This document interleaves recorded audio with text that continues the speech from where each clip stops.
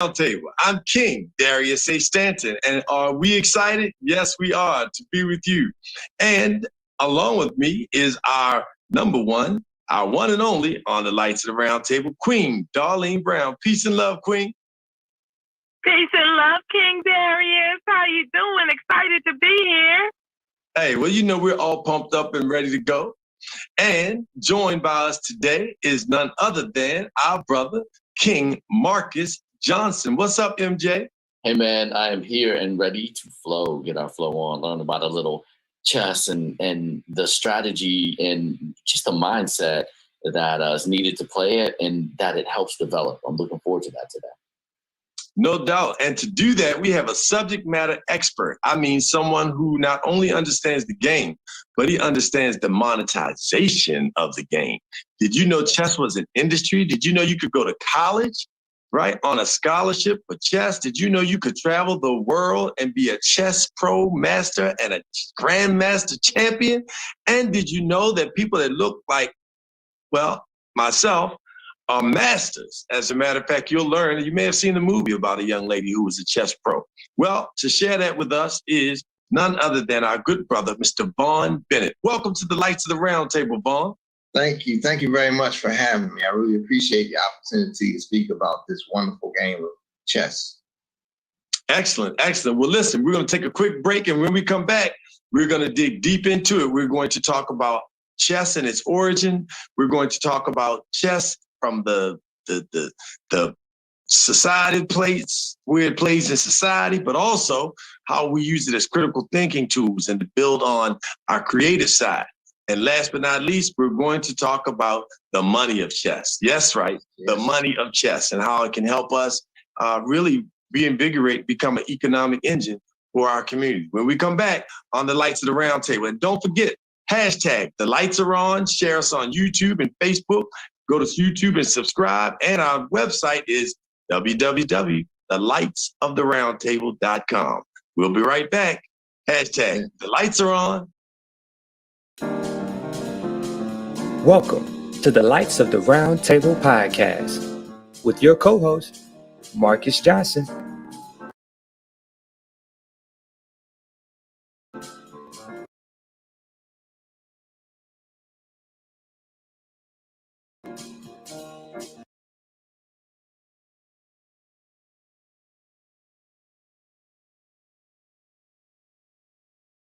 Darlene Brown.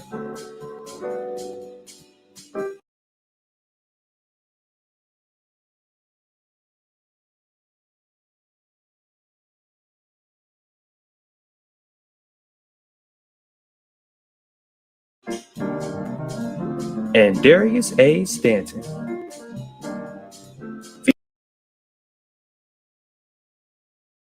Featuring special souls from around the globe. These cool, organic, and vibrant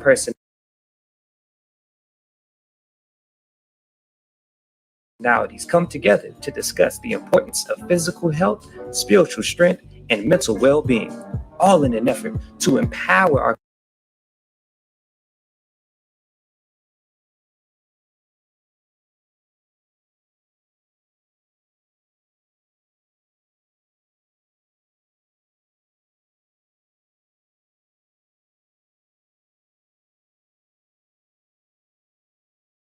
communities one dialogue at a time. Are you ready? Now is the time to break away from the hustle, bustle, and everyday struggles of life. Come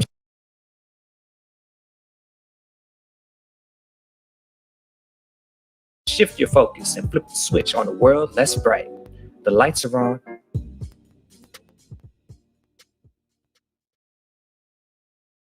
Hey, welcome back. This is Darius A. Stanton, King Darius A. Stanton with the Queen Darlene Brown.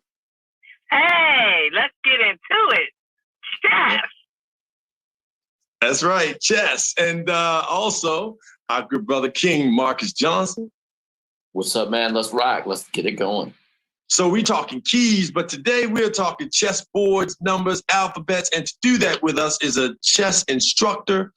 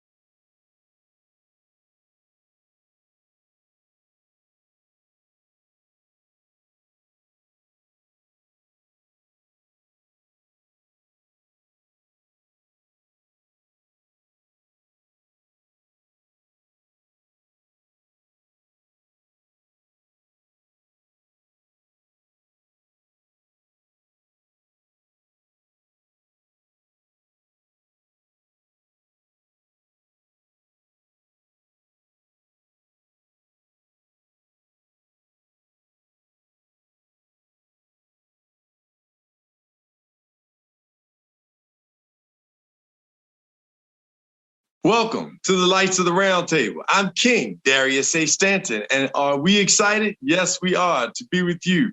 And along with me is our number one, our one and only on the Lights of the Round Table, Queen Darlene Brown. Peace and love, Queen.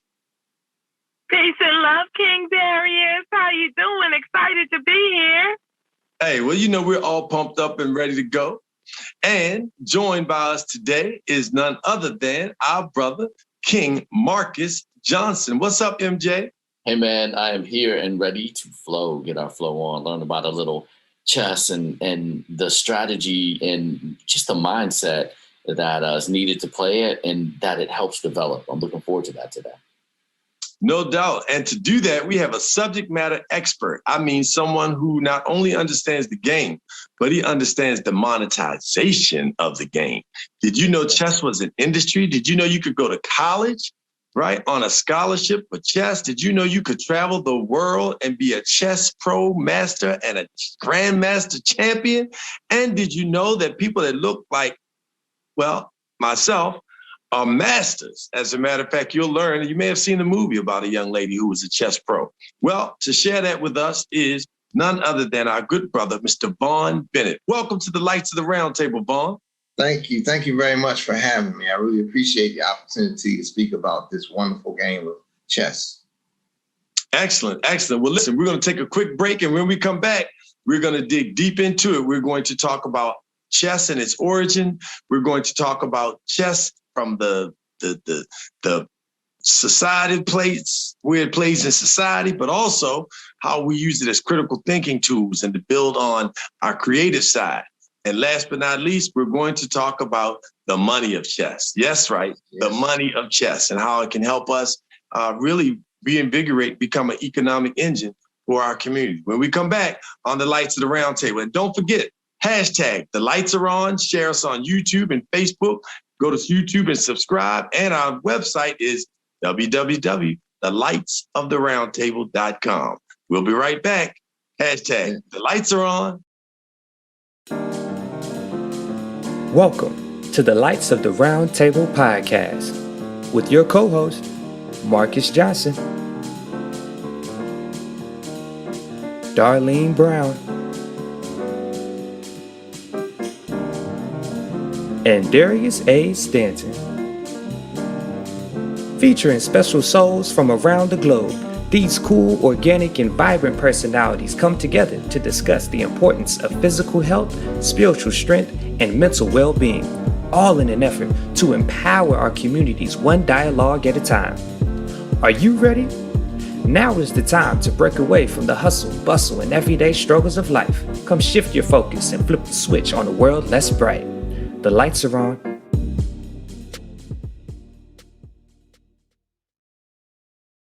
Hey, welcome back. This is Darius A. Stanton, King Darius A. Stanton with the Queen Darlene Brown. Hey, let's get into it. Chess. That's right, chess. And also our good brother, King Marcus Johnson. What's up, man? Let's rock. Let's get it going. So we're talking keys, but today we're talking chessboards, numbers, alphabets. And to do that with us is a chess instructor. He teaches children, adults, and he also is a subject matter expert. This brother is really, you're going to learn to love him because I sure have. I have committed myself to helping people learn the game of chess. And if you haven't done so already, well, you're in for a treat today. Ladies and gentlemen, welcome to, for the first time, to the Lights of the Round Table, Mr. Vaughn Bennett. Peace and love, King. How are you, sir? Oh, just fine. Blessed and highly favored. Thank you for having me on the show. I really appreciate it. Well, thank you for doing what you're doing because you are working with young people. Tell us, you know, where are you from? Are you from the District of Columbia? Tell us about your background, Mr. Vaughn. Yes, sir. Originally, I'm from Pittsburgh, Pennsylvania. Started off in the neighborhood in Pittsburgh called St. Clair Village, which was the same neighborhood Phyllis Hyman came from. And then I moved, my family moved to the boondocks of Pittsburgh when I was 7 years old. And then from graduating from high school, I went to Hampton for a couple of years and then landed in DC in 1985. And I thought I was one of the best chess players in the country. And I said, where are the best chess players? They said, DuPont Circle. I went to DuPont Circle and they beat on me for 2 years. But in the course of that time, I got involved with organized chess. And, you know, it was just such a wonderful thing. So, you know, I had the pleasure of going to Pittsburgh. I had a sister who graduated from the University of Pittsburgh, and my youngest son went there to see if he wanted to be there for business school. And it was freezing beyond belief. And we were up in the top where the trolley car goes across the city. And that wind up there, I lived in Buffalo, New York. And so Buffalo, if anybody's ever been there, it's the snow and a winter like no other, except Pittsburgh. Yes, 3 rivers. So yes, sir, you're right. Right. Yes. Right. Well, I'm glad you made DC your home. And so tell us what you've been doing in terms of teaching chess and working with young people and, you know, your career. After you got spanked at Fort DuPont for 2 years, you decided to come out and I believe teach other young people. So tell us, you know, what you're doing in terms of educating and helping our young people with the game of chess. I used the game of chess to help me in my own life to deal with job circumstances when I was in my 20s, when I arrived in DC, going on different circumstances, different jobs. And I realized it could help me. So I began implementing some of the portions of chess into my own life. Over the course of time, I was a postal worker. I became a DC firefighter. And when I was a DC firefighter, I spent 3 of my years at the busiest company in the United States, Engine 10 at 1342 Florida Avenue Northeast, Trinidad, next to Trinidad. Oh, and we used to run at least 25 calls a day, up to 40 on the first of the month, Friday, Saturday. And I used to go home knowing that I did the very best to help everyone, but I wondered what could be done before the police or ambulance come for our children. When I left the fire department, I became a group home counselor and a psychiatric technician, and I taught chess as an intervention tool on most of the mental wards in the metropolitan area. And I found that it worked. And the people that I was working for, they started sending me further and further out into Virginia. And I said, you know, my children, the children here in Southeast need it. So I committed myself to volunteering in the Southeast. And you know, it's just been such a wonderful opportunity to be able to reach people with something that can build self-esteem, confidence, the whole 9 yards. So that's what I've been doing with it. Well, I'm excited about that. I want to dig in a little bit more about the game of chess itself. So just so people understand, because we're going to definitely touch base on what you call the champion in every child, you know, and absolutely. Some people say that children can't learn, they've got ADD, they can't sit still and all of those things. We're definitely going to dig deep into that. But before we dig into that, tell us about the game of chess itself. You know, it's an international game. Give us some history on the game of chess and the power of it, you know, from a world perspective.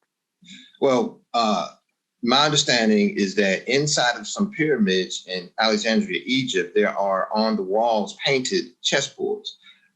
Though chess is most of the time attributed to having its inception in Persia, I truly believe it was in Egypt, which is within Africa, that's where the origins lie. And in fact, in Africa, there's a game called drafts that's played, and it's very similar to chess. But chess has been played for thousands of years. And, you know, even in this country, little known is it that Dr. Benjamin Franklin was one of the foremost players of chess in the US back in the 1700s. And Franklin wrote a paper where he said that chess is not merely an idle amusement. Several valuable qualities of the mind useful in the course of human life are to be acquired or strengthened by it so as to become habits ready on all occasions, for life is a kind of chess. And he wrote that paper in the 1786, something like that. But the whole thing is that, you know, I have seen the benefits of the game, and I've also seen where people have not had access to it. When you have to sit for a game of chess in a national tournament, it might last for 4 hours. So that requires, and we're talking about children that sit for games that last for 4 hours. So you mentioned ADHD and those kind of things. Going back to what I said was my inspiration to teaching it, when I was working on those mental wards as a psychiatric technician, I had asked the doctors to allow me to teach them chess instead of medicating the children because I saw it working and they refused to allow it to take place. So I realized that, I have to go out and do this.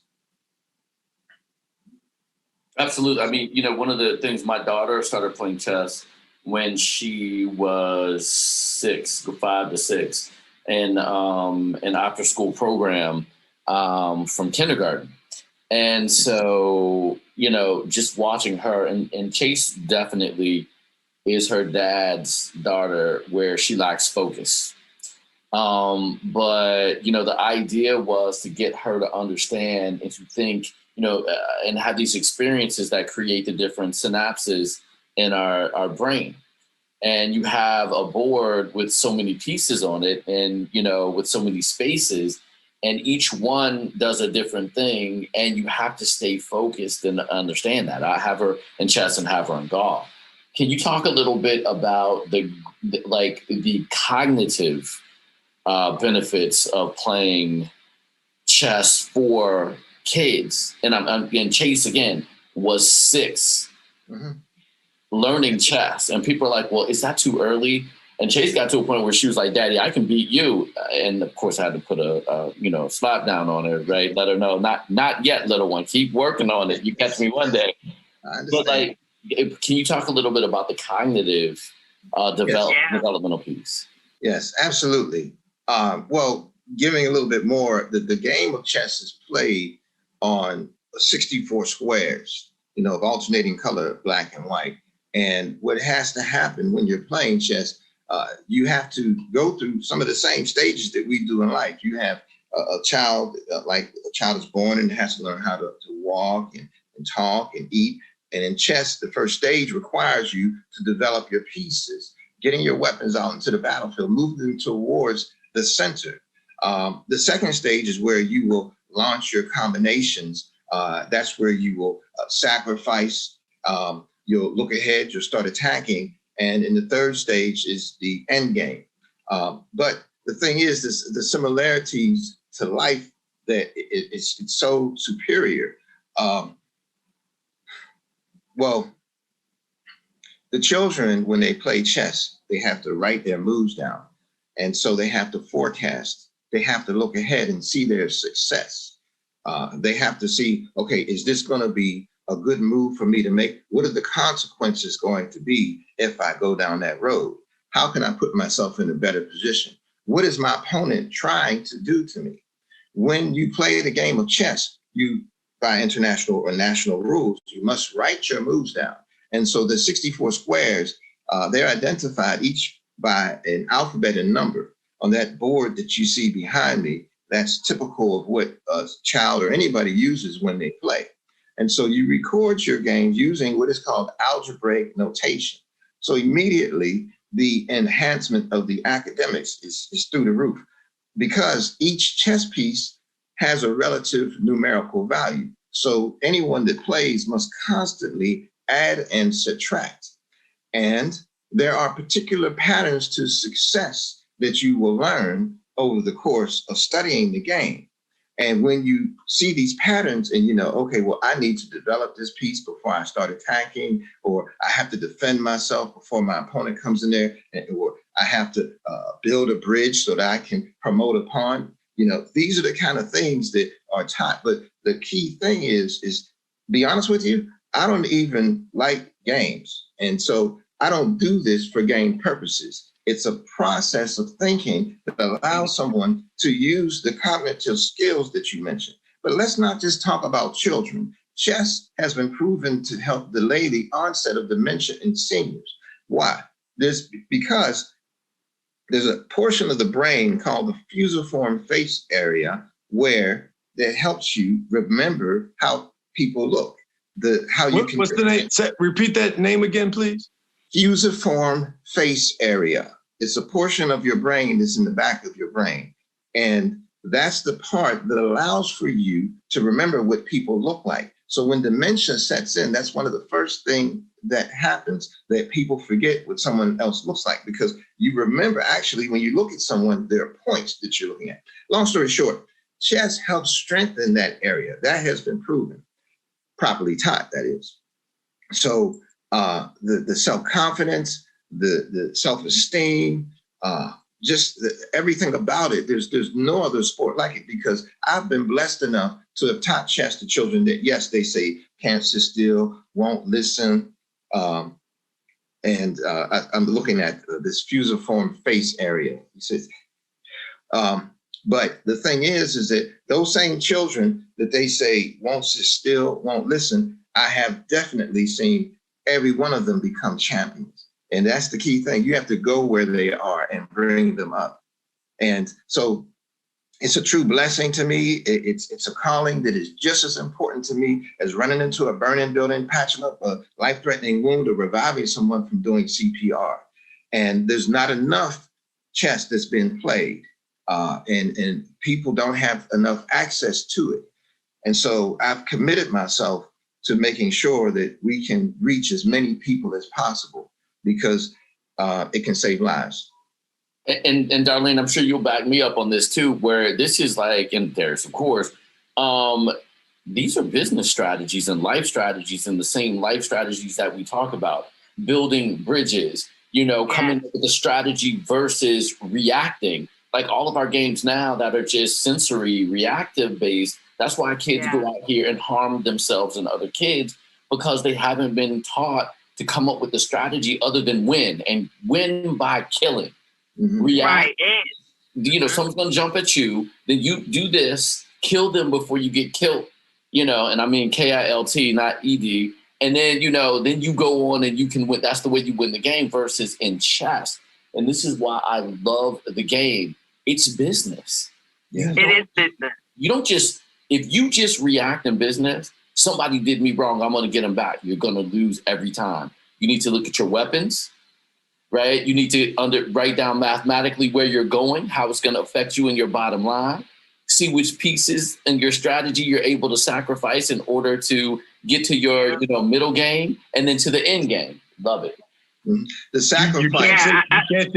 You can't take your ball and go home. I had to learn that early on. I thought the contract amount was going to be one amount. They were like, they got me all gassed up, got to the table, it went from here to here. And so I'm like, oh man, I'm out of here in my mind. Then I was like, yo, you're in business. You're gonna sit down at this table, you're gonna take that and you're gonna keep it moving. And that ended up turning into more than what we initially talked about. But if I had gone with my just basketball or the sore loser, so to speak, I'd have been out of there. Go ahead, Queen.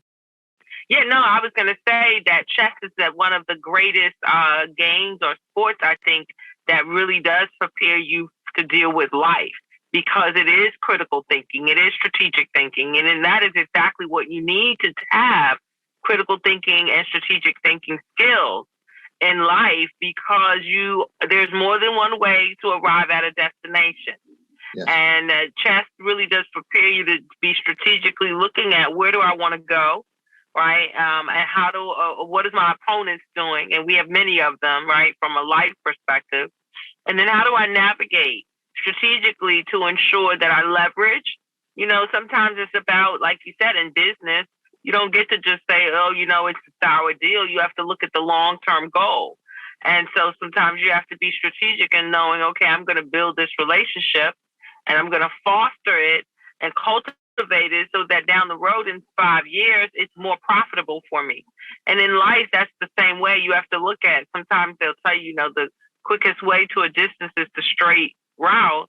But in life, when you're dealing with different scenarios, you have to be able to navigate, and being strategic and critical thinking is a tool that you need to be successful in business and in life.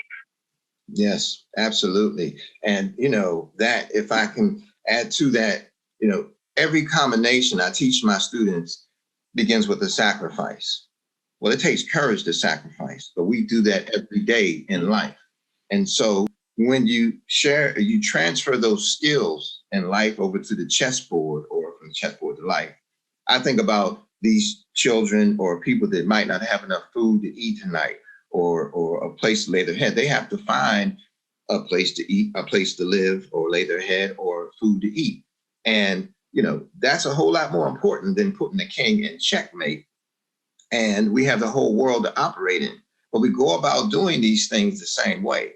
And that's why I believe that when I was talking about what Dr. Franklin said, that chess is a kind of life back in the 1700s, he knew. And the thing is that a lot of people, most of the people in the US don't know.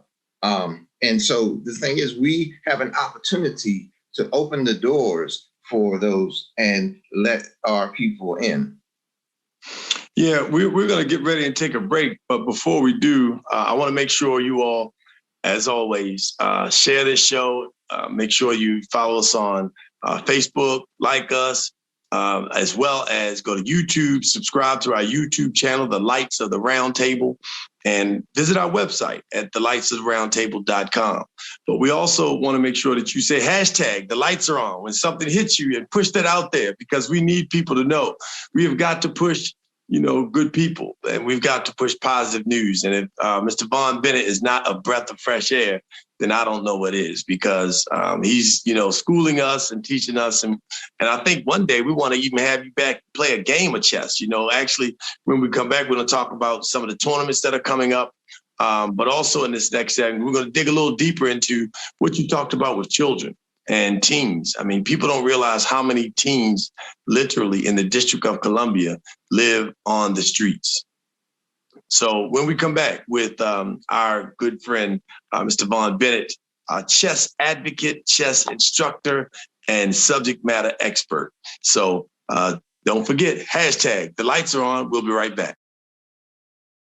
Hey, how you doing? I'm Marcus Johnson, jazz musician and founder of Flow Wine, and I am yet a member of the Lights of the Round Table. We have our Lights of the Round Table experience each week. We'd like to invite you to come out. Check us out at www.thelightsoftheroundtable.com. We're also on IG, we're on Facebook, and all social media. And each week we talk about education, relationships, entrepreneurship, and community service, community justice, all things that shine light on your wellness journey. So join us each week as the Lights of the Round Table. I'll see you there. Hashtag the lights are on.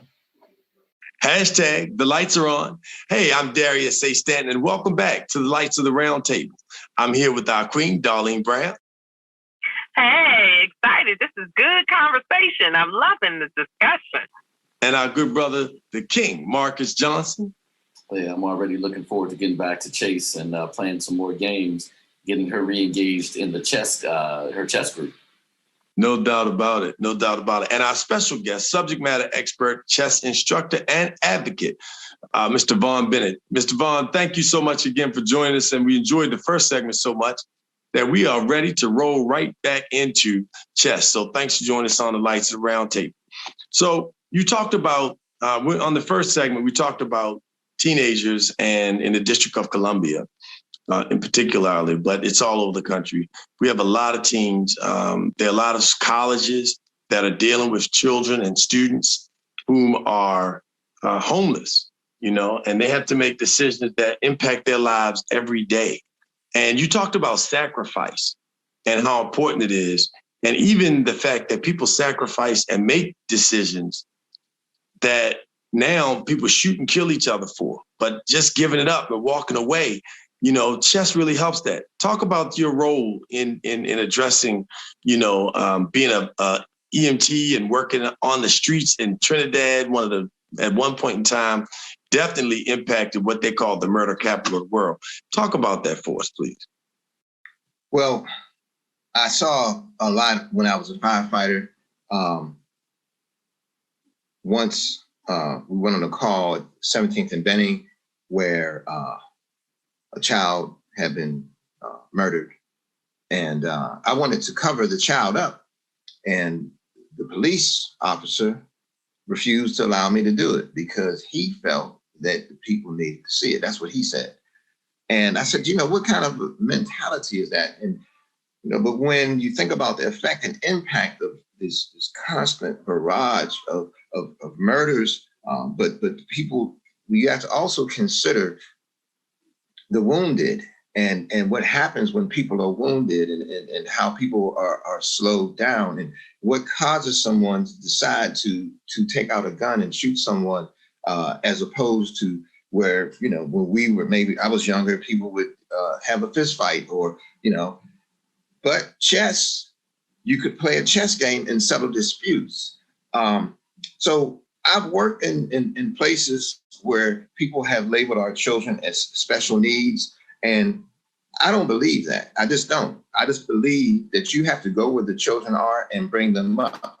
And I've witnessed our children come up and become champions, and not just locally. I've been blessed enough to have taken them to national tournaments, and they've won. And some of my students have gone on and become, one I know right now is a professor at South Carolina University of South Carolina. One was a captain in the Marines. Another one is one of the top Muay Thai fighters in the area. But the thing is that chess can benefit all children, regardless of whether you have or you don't have. But I believe that the circumstances and conditions that our children suffer from often are preparations for life, and if they carry it over to the chessboard, that they are automatically champions. I believe there's a champion within every one of our children. I believe that there's genius within every one of our children. We have to be willing to go where they are and bring it out. Show them how they can harness that energy. Show them how they can use it. So I've been blessed enough to have had parents come to me who their children have been labeled as ADHD and bipolar and all those things. And they don't give them the medicine when they come to my classes. And over the course of time, those children have no longer become or been labeled as such. And there's been documentaries done, et cetera. But, there's always more people who need it, more people who need to hear about what this can really do. And there's a reason why people don't know about it as much. And it's not a coincidence, but I try to reach as many people, children, as I can, because and this, what we're doing is a wonderful, wonderful way of getting the word out about it, because it can give hope to people. I've been blessed enough to have taught children that are low vision and blind how to play chess. You may wonder, how can someone blind play chess? Well, I'll just tell you, one hand is the exploring hand. There's special chess sets for children or people who are blind. There's special chess sets where on top of the black pieces, there's a little metal post so that you can distinguish it, just feeling it, that this is a black pawn or a black king, right? And so what you do, you will, one hand will be the exploring hand. It will explore the pattern that's on the board. And the same pattern that you will feel with your hand, it's the same pattern that we see with our eyes. It's within our memory. And the other hand will be the guide hand, to guide the piece to where it needs to go. One of my students, he was someone that they wanted to put on medicine. And this young man, I saw him win he's from DC. He won the Maryland State Chess Championship in March of 2001. He went and he won. They didn't want to give him the trophy. I said, well, look, you didn't say he won. They made him play speed games of chess. And he won the Maryland State Championship. He wasn't from Maryland, but they had to give him the trophy. Next weekend, he went down to Virginia and did the same thing. Now, in Virginia, they didn't give him the trophy. Said, we're not giving you your trophy. But the thing is, no one will ever do that again, because they changed the rules after that.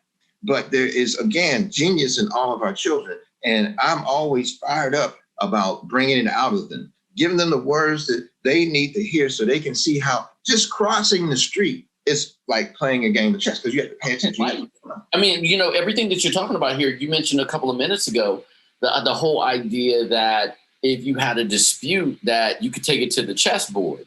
Absolutely. I would take it back to, The Art of War in the book, where you understand, if you understand how to play chess, you avoid the conflict. Yes. Right? The best conflict to be in the best way to defend yourself is to not be in a conflict. Yeah. And to develop those skills to kind of move around those. You don't always have to be, you don't have, and this is hard for all of us right now. you don't have to take everything personally. You don't have to beat somebody all the time. Now there's a difference between winning and beating somebody down. There's a difference between winning a game and being strategic in your moves and, having to kill somebody or something to win. And that's one of the things that I've always loved about two things, chess and golf. Yeah. And because you have to stay involved and engaged. If you take your mind off of it, you will get beat, right? At the end of the day, if you're playing with somebody good and you take your mind off of your pieces, you will absolutely, you risk, losing. So when you understand that, and then you see how you can manipulate these different pieces, that in and of itself, man, is empowering. So that if I can do this here on this board out here, I know I can do the same thing out here. And it's all a matrix and it's all mathematical. And at the end of the day, God gave us natural law that we do what we do. That's where we get our free will. We apply our free will to natural law. But this type of stuff is the natural law of understanding. Yeah. You have to have strategic mathematical moves. That's right. That's right. And when you mentioned chess and golf, again, in 2001, I was at a law firm listening to a lecture by Rose Harper, former wife of Lee Elder. And I had never met her before. And I was listening because I don't play golf, but I was listening to some of the concepts of golf. And I was really intrigued because I said, this is the same thing that we do in chess. And she mentioned a few things, but one of the things I'll never forget, she said in her 35 years of doing the business of golf, she said she found that all CEOs must know how to play golf and chess. Yep. And that was pretty, I think, prophetic statement. And especially now hearing you talk about it, the similarities that exist. But understanding you have tools in front of you that you can use, you can manipulate towards your success. And you have to identify what your opponent can do to you before they even begin doing it, so that you can stop them from doing it to you.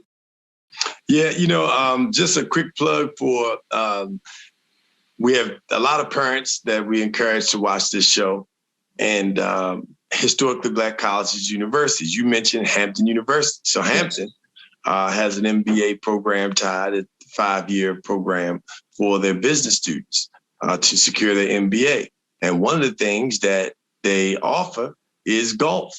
They teach their business students golf. It's part of the curriculum, right? So to your point, and just so you know, that HBCUs definitely are on the forefront of Hampton, has put out some dynamic, they have a dynamic business school. Yes. But, we talked about the game and how, you've been able to work with children. There's a documentary we shared, just a bit of it, but that was done by George Washington University on your work. Is that correct? Yes, sir. Yes, sir. Let's just take a moment and see some of that so people can kind of get an understanding of your work has not just been identified by us, but, there are some other folks who've been paying attention to the work that you've been doing, because we want people to support you and we want people to get their children and their families. We're just like Marcus, we're going to start battling up right here in the house and getting it back on and popping with the chessboard. Hold on, we'll be right back. Yes. I know I like to be a chess player, and I like to win a lot of trophies and millions of dollars. I like to play Mr. Bennett in chess. But Mr. Bennett, he taught me how to get better. He showed me tactics I never knew of. Well, for Mr. Bennett, I don't think I'll have all the trophies in there. We're going to talk about the opening briefly, please. All right? And in the opening, we said we have 3 main objectives, okay? The most important objective in the opening is what? Develop your pieces. Mr. Bennett came on board last year and became our chess instructor. And what he did was to introduce us to the concept of competition outside of the Moulton Center. And we were able to move around the region and compete against students from a variety of programs, school systems, and chess clubs. And we did very well. Even before tournaments, I noticed that he'll have like a pep talk. He has like a group talk with them. This is his thing that he does before any tournament. He'll say, now when you get out there, You have other opponents that are going to try to distract you. They might kick you under the table, but you're going to have to ignore that and keep your mind focused. And, I just hear him giving that kind of dad talk. So I really like that. Wow. Hey, that was impressive, man. I tell you, congratulations on, your accomplishments, but the fact that other people are acknowledging the work that you do. So tell us, what is it that happens, when those children start to, like, that light comes on? We always say here on the Lights of the Round Table, hashtag the lights are on. Take us through, an experience as you're teaching those children and they're being fidgety and how they can actually, because I'm sure that some parents are like, nah, this is not going to work, but it actually does. Well, I've taught children as young as 3 how to play. And if you know the alphabets A through H and numbers 1 through 8, we can rock and roll. The thing is that the words, there's, at least 1,000 words you need to know. So you're constantly learning them. You want to familiarize yourself so that, intuitively you recognize what is happening. A pen is like when the children play freeze tag and you touch somebody and they have to freeze. A pen in chess means that piece, it can't move without something behind it being lost. And if the king is behind that piece that's under attack, then it can't move at all. That's an absolute pin. So when the children learn what to look for and how to decoy their opponent into a position where they can continue attacking that king or fork their opponent's pieces like that utensil that you eat with, you see, there's a lot of similarities between what we do every single day. Even driving the car is like playing a chess, looking around and seeing everything that's going on, because you have to see what's going on. And our children, especially from the neighborhoods where we know that there's gunfire and things like that, they have been by nature, by circumstance, taught how to play chess, but at a much higher level. So they, when they understand how they can take those life skills that they have gained from just living, then they are already champions. Yeah. Wow. Yeah.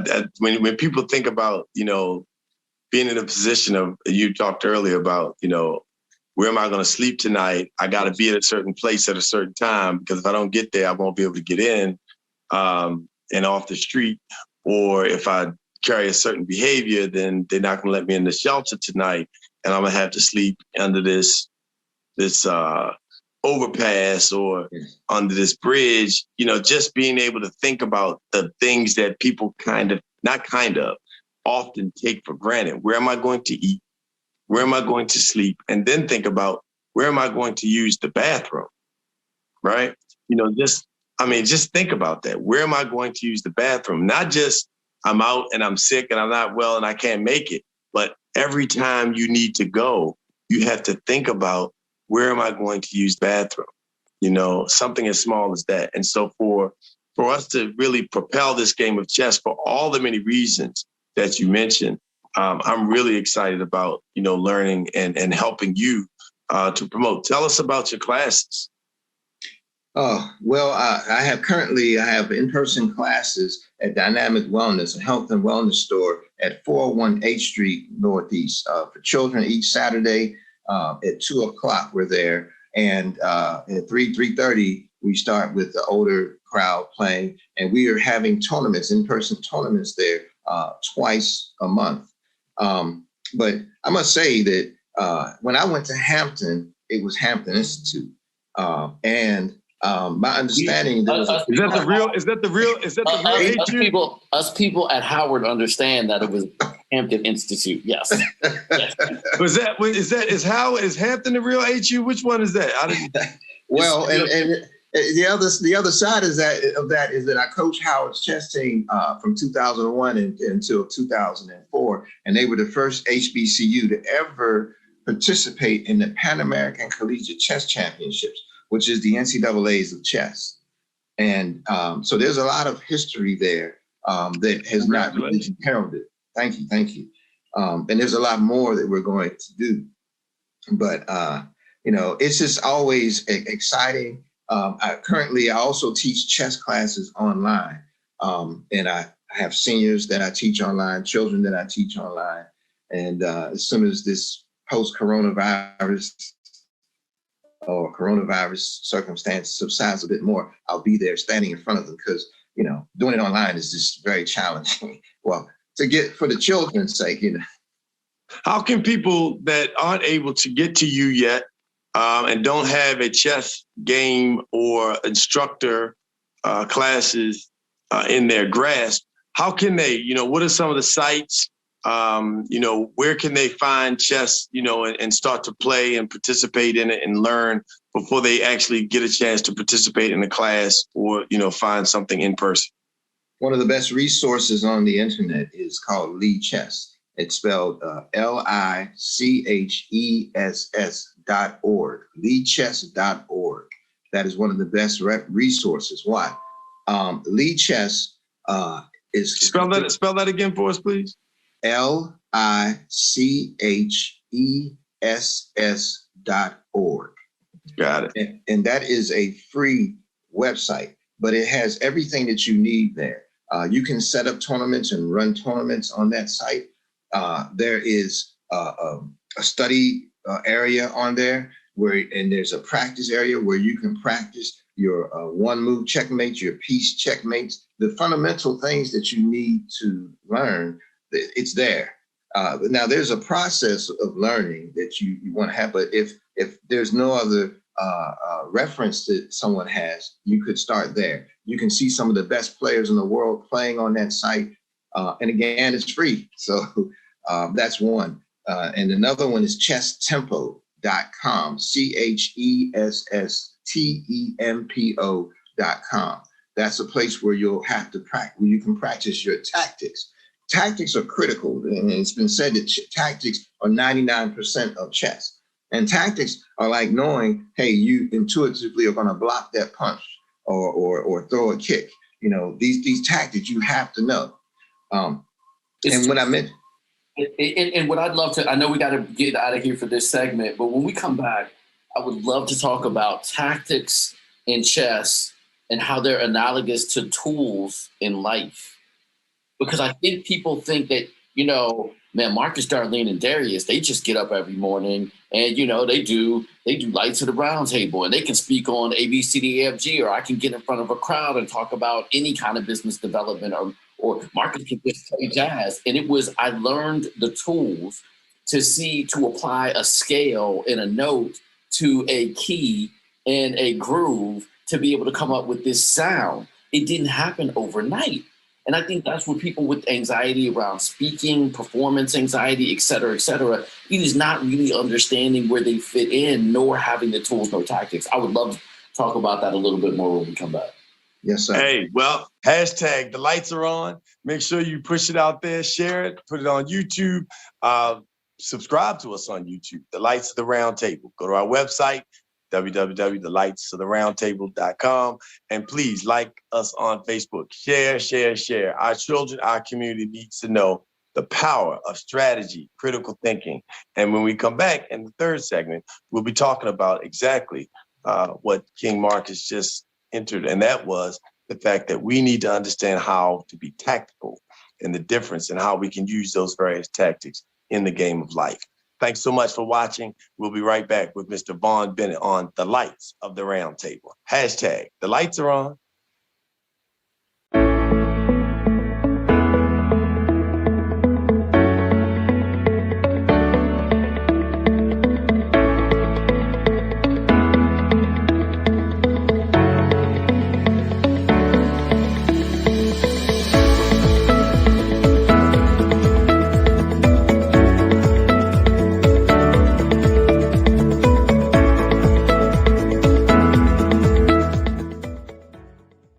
Hey, welcome back. This is Darius A. Stanton, King Darius, with the Lights of the Round Table. Queen Darlene Brown.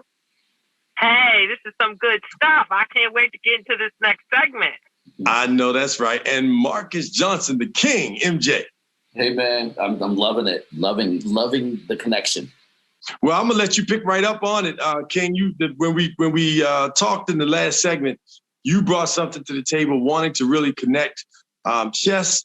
And Brother Vaughn Bennett, thank you for joining us. He's a chess instructor, chess advocate, and we consider him a subject matter expert. But as you saw from the last segment, George Washington University did a documentary on the work that he's done with young people and helping them to be able to address what people may consider as behavioral issues that really were mitigated and almost eliminated as a result of playing the game of chess. But you talked about tactics. Go back into that if you wouldn't mind, Marcus. So for me, there's an analogy going on. It's an analogous scenario, similar, however, whatever word you want to use.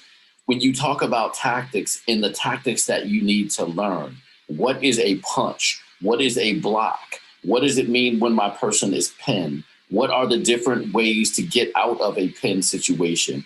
To a point where you look at a board intuitively and you know within 3 moves, or that your person is this type of person and they're going to do this kind of thing towards you.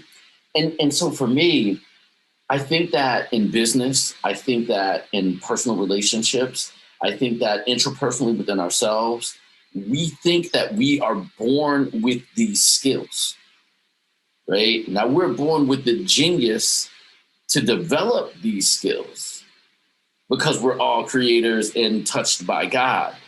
But we are not all born with these skills. And I'd love for you to talk about what you've seen in children and adults when they recognize, damn, I just needed, if I could put this into, here's my tactics and tools to be really successful in my company. Here's the tools and tactics that I need to be very successful in my relationship, my personal relationship. Here's the tactic I need to go out and be healthy in what I do. I know you see that in people. How's that process? How does that work? Yes, sir. Well, the thing is that you have to do tactical problems, and you may start off with doing a 1-move tactic. Well, checkmate. But most of the tactics are based on double attacks. Double attacks. That means 2 things that will be under attack at the same time. When we talked about the pin, we were talking about how you have the freeze tag with the children, and you have 1 piece, and you'll be attacking your opponent's piece, and behind that piece of your opponent's is a piece of greater value. And so that piece of your opponent's that's directly under attack, it won't move without a loss of material. So you have to recognize that that's a way of neutralizing your opponent's weapon. And like I said, that utensil that we eat our food with is exactly the same thing that happens when you have 1 piece attacking multiple pieces on the board. But the key tactic is sacrifice, sacrificing material to put yourself in a better position. Like we sacrifice time in life to study, to improve whatever music or athletics or whatever it might be. We have to have the courage to sacrifice. And so when you put it all together, and it's a process, it's, and a lot of, like our children, they want to get in, they want to play immediately. But the whole thing is, it's a bit of delayed gratification. And once they begin to understand. Define that, you'll make me choke, because that's my mom's favorite phrase. It's in my book, all through my book. What do you mean when you say delayed gratification? Well, it's not going to happen immediately. When you start off with anything, you have to learn how to do it. And that requires patience. And so it's an investment of your efforts, of your time, of your resources, so that at the end, you'll get something that is towards your success. And I'm cutting you off on purpose, but you may have to sacrifice the image you have of yourself, in these things, because you may lose a little bit. That's what sacrifice is, right? So you may lose a piece of material, something that is material. That's what you said. I may sacrifice a material piece in order for the greater gain. Yes. And I don't think that we are taught that anywhere in anything that we do, except maybe in these circles that we're in right now. But in our traditional systems, we are not taught that you may have to sacrifice material things that are material to you to get to your goal. And not only you will have to sacrifice. You will, no question. No question. And often the most challenging piece for people to sacrifice is the most powerful piece on the board, that queen. Yep. That queen, Sister Darlene, that's right. They be trying to sacrifice the queen? No, they try not to. The beauty of it is that the pawn that is often overlooked and disregarded, and just like homeless people, every homeless person can become successful. Everyone strung out on drugs and alcohol can become drug and alcohol free. That lowly 1-point pawn, over the course of time, moving from one side of the board all the way to the other end of the board, can be promoted to a queen. Every one of your 8 pawns can become a queen, but you have to be patient. You have to be methodic, and you might sacrifice your queen so that you can get a queen. Not in real life, though. Not in real life. No. It's on the chessboard. Yes. And also it's very important where, through time, and maybe it was 800s or medieval times, when they adopted the court, the English court to the chessboard. Before that, it wasn't a queen. It was just that powerful piece. And then when the English got a hold of it, then they put pawn, knight, rook, according to the English court. So when we're sacrificing the most powerful piece in the original iteration of chess, when it was originally designed, it wasn't really sacrificing your queen. It was sacrificing the most important, piece there. They gave that title of queen to that piece in later times. Yes.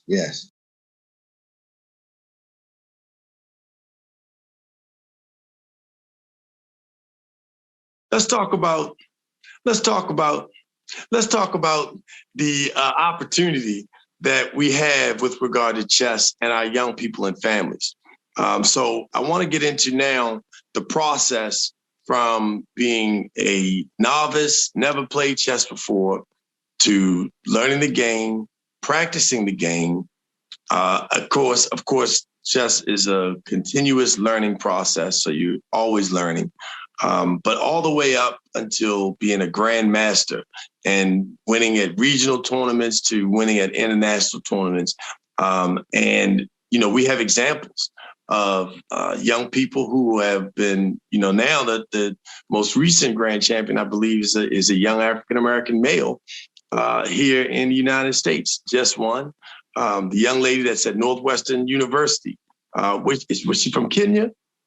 No, that's Sister Fiona Matusi. She just graduated in May from Northwestern University. That's the sister that the movie was made of, Queen of Cotwood. And a true story of the sister that had to sell corn in the street to live. One day, her brother came home and he didn't want any dinner, and she was surprised he wasn't hungry. The next day he did the same thing, so she knew he was eating somewhere. So she followed him, saw he was taking chess, went in, and she became one of the best in the city, one of the best in the country. She was able to travel and compete in tournaments around the world.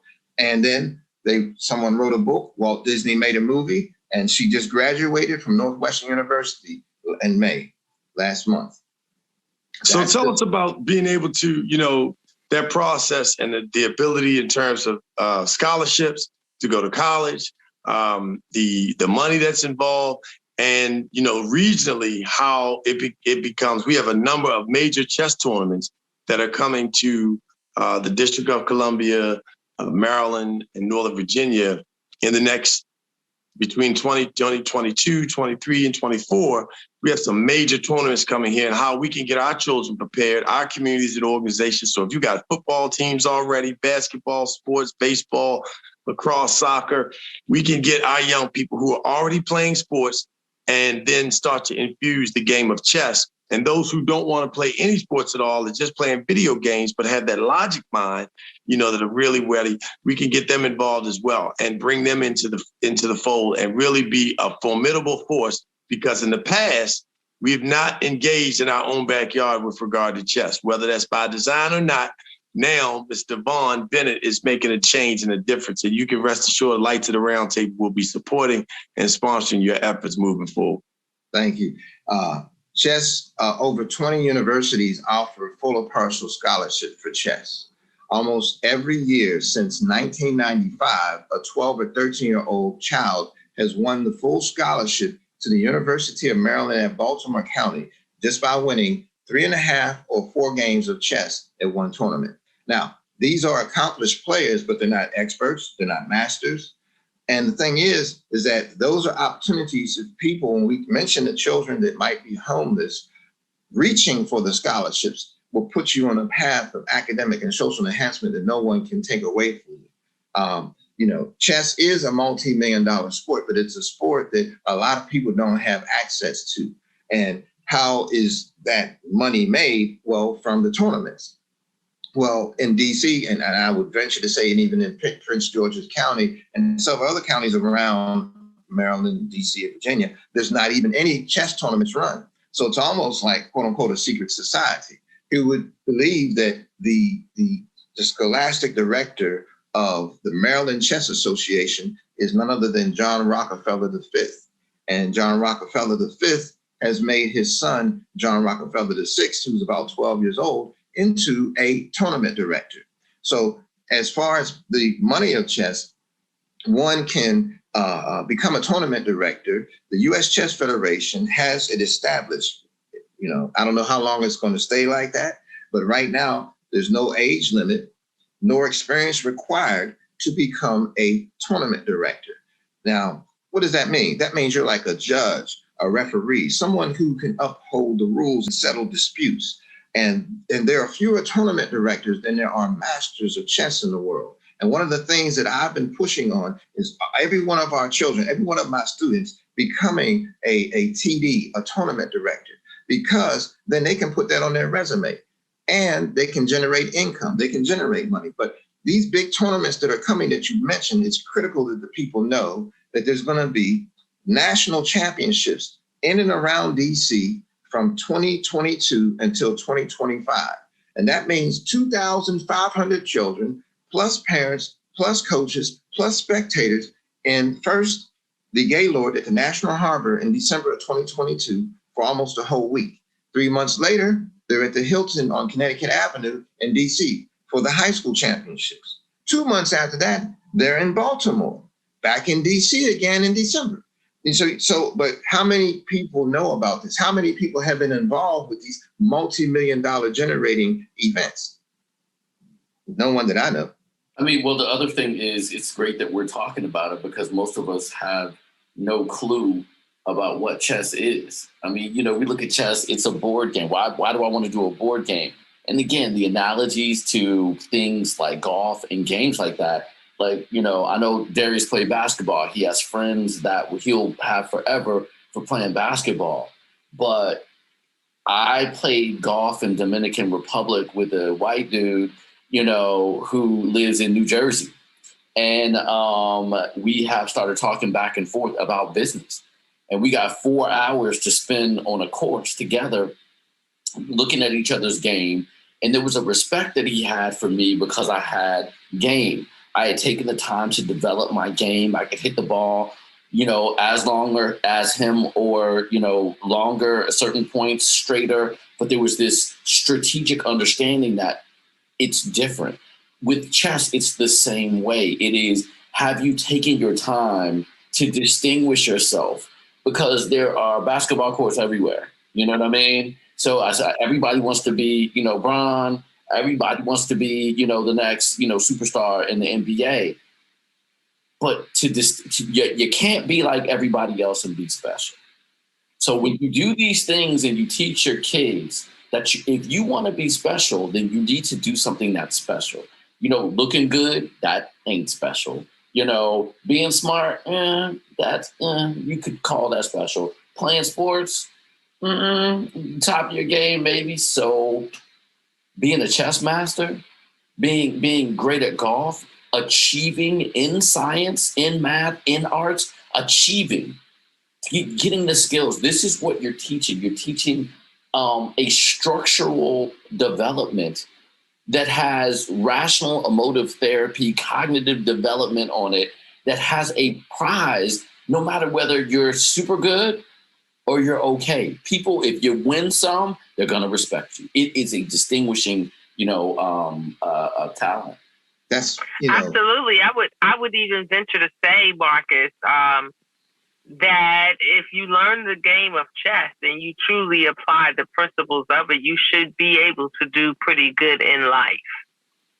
I agree. And then again, it wasn't until later in life, and then I saw with the Queen's Gambit as well, and understanding that people actually studied other people's games. And then it was like, well, duh, that's what we do in business school. You know, you do a Harvard business case, you know, and you look at what McDonald's did to be McDonald's.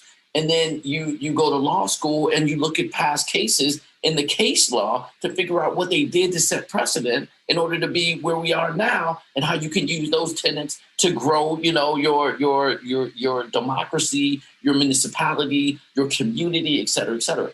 It is exactly that, Darlene. It is a strategic, structural, cognitive, developmental, you know, juggernaut piece of wartime equipment. And damn it, we're in a war.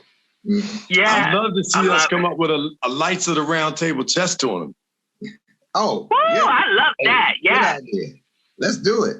Let's do it. But I have to say that what you just said, Marcus, is so critical. And that I love the fact that when people play chess, you don't have to speak the same language. You don't even have to say a word. In fact, you don't talk. But the thing is that you sit across from someone and you respect the rules, you respect yourself, and you respect each other. And regardless of whether somebody's victorious or defeated, you've built a relationship with that person.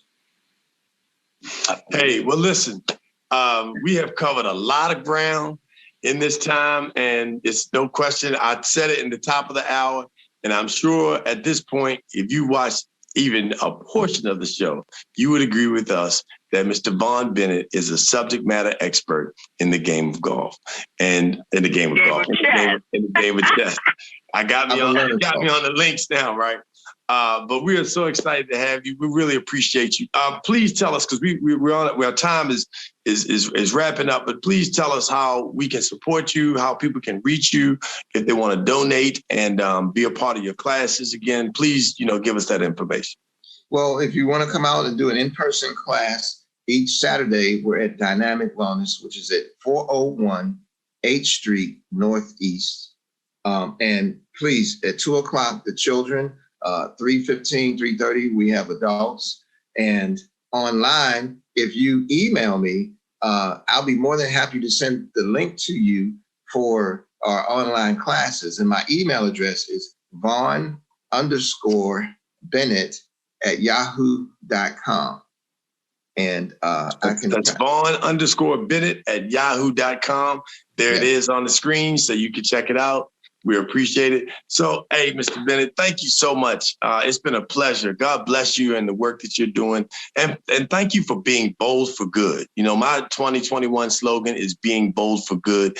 And that's what you're doing to help children who may not, you said, I heard you say it, whether you're a drug addict, whether you're an adult that's homeless, you can still make it. You can still become a king or a queen. You have a chance to get across the chessboard. I heard you say it, and you're making it happen. As a result of that, I really want to thank you. I'll let the others say that bid their adieu.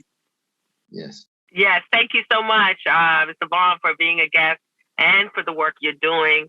I think chess teaches critical thinking skills, strategic skills, which is so necessary to survival of life, survival of the fittest.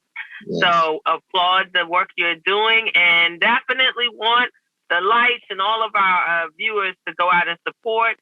If you don't know chess and you're in the DMV area, he said it, Saturday, go on, stop over there at 4th and 8th Street Northeast and learn how to play chess. Yes. Yes, ma'am. Hey, I'm gonna second it. I've been speaking a whole bunch. I'll second or third.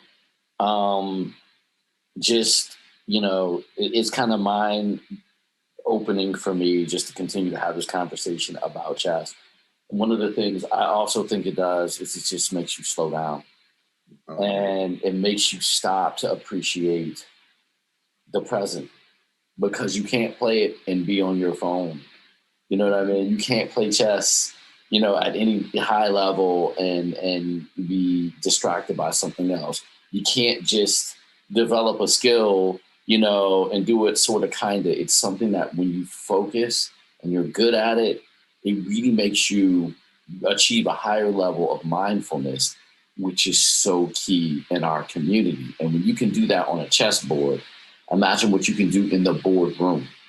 When you can do that on the chessboard, imagine what you can do in the mirror.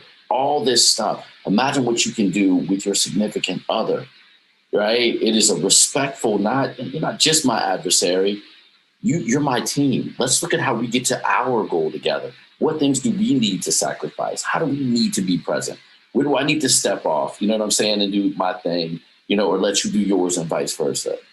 It is an understanding that there are an infinite amount of ways to make these moves. You must be present in order to make them in a way that helps you reach your flow. And that's important to turn the light on. Wow. Hey, well, they said it all. Thank you so much, Mr. Bennett. This is Darius A. Stanton for Queen Darlene Brown, King Marcus Johnson, our new partner, Mr. Vaughn Bennett, and we'll be back together to play a game of chess and do something online so you can see it. So follow him.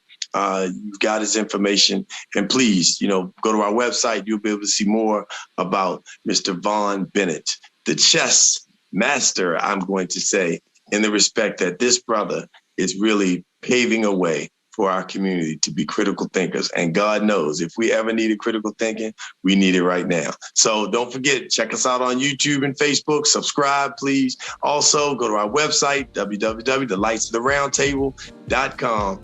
And don't forget our hashtag, The Lights Are On. All righty. Peace and love.